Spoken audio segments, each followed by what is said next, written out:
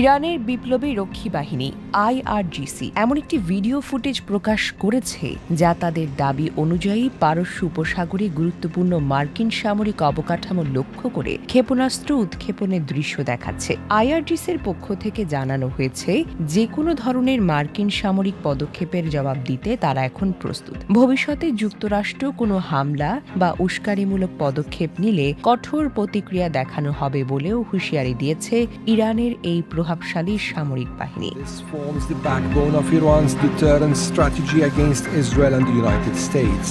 Iran avoids merging these forces by design.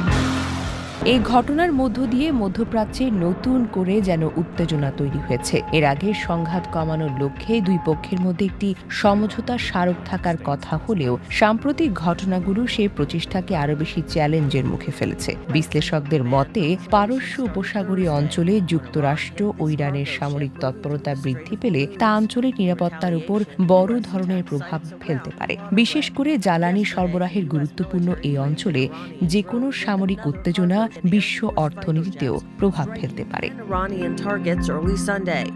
তবে প্রকাশিত ফুটেজের সত্যতা ও ক্ষেপণাস্ত্র হামলার প্রকৃত লক্ষ্য সম্পর্কে স্বাধীনভাবে নিশ্চিত কোনো তথ্য এখনো পাওয়া যায়নি। পরিস্থিতি নিবিড়ভাবে পর্যবেক্ষণ করছে আন্তর্জাতিক মহল।